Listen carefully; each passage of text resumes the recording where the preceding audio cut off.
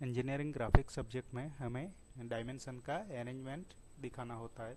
तो डायमेंशन को हम किस तरह से अरेंज कर सकते हैं, तो डायमेंशनिंग के लिए तीन मेथड्स पॉपुलर है: चेन डायमेंशनिंग, पैरेलल डायमेंशनिंग और कंबाइंड डायमेंशनिंग।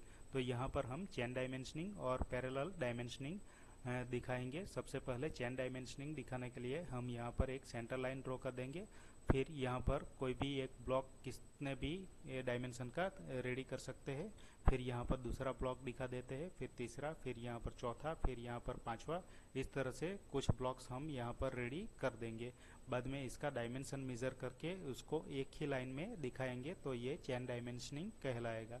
अगर इतना डायमेंशन 20 का है तो यहाँ पर हमें 20 दिखाना होता है। फिर यहाँ से इतना डायमेंशन फिर से 20 का है तो इतना डायमेंशन यहाँ नीचे मार्किंग लाइन, एक्सटेंशन लाइन खींच के यहाँ पर दिखाना होता है।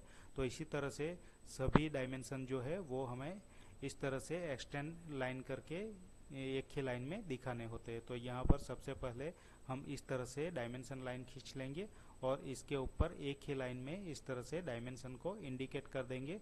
तो ये एक चेन की तरह दिखेगा, इसलिए इसको चेन डायमेंशनिंग कहा जाता है। तो यहाँ पर हम इसका नाम लिख देंगे चेन डायमेंशनिंग।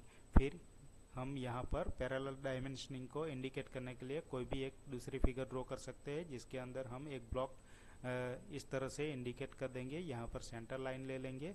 फिर यहाँ पर हमें सर्कल दिखाने हैं, तो इसके लिए वर्टिकल सेंटर लाइन भी हम ड्रॉ कर देंगे। यहाँ पर से अप्रोक्सीमेटली हम कोई भी डिस्टेंस ले सकते हैं, लेकिन हम यहाँ से 20 लेते हैं।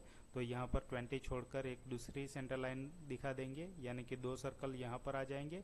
फिर यहाँ पर 30 mm का गैप छोड़ देंगे और यहाँ पर सेंटर लाइन दिखाएंगे। यहाँ से 20 छोड़कर दूसरी सेंटर लाइन दिखाएंगे। फिर दो सर्कल के बाद हम यहाँ पर 30 का गैप छोड़ेंगे और एक सेंटर लाइन इंडिकेट कर देंगे। फिर यहाँ से 20 mm छोड़कर एक सेंटर लाइन और ले लेंगे और यहाँ पर 20 mm का डायमेंशन बाकी बचेगा।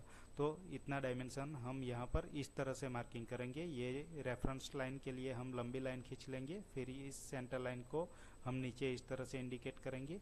यहाँ पर इस तरह से हम एक्सटेंशन लाइन खींच लेंगे। तो ये सभी जो वर्टिकल सेंटर लाइन है वहाँ से हम एक्सटेंशन लाइन इस तरह से नीचे तक खींच लेंगे।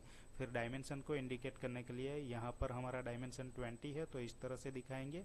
फिर इसका डायमेंशन इन दोनों के बीच की गैप 20 mm है। अगर हम यहाँ पर 20 दिखाएंगे तो ये चेन डायमेंशनिंग हो जाएगा, लेकिन यहाँ पर पैरेलल डायमेंशनिंग हमें दिखाना है, तो इसे ही रेफरेंस लेना है। इस लाइन को रेफरेंस लेकर हम यहाँ पर इस तरह से डायमेंशन लाइन दिखाएंगे और ये टोटल डायमेंशन लिखेंगे यहाँ से यहाँ तक का, तो ये 40 होगा।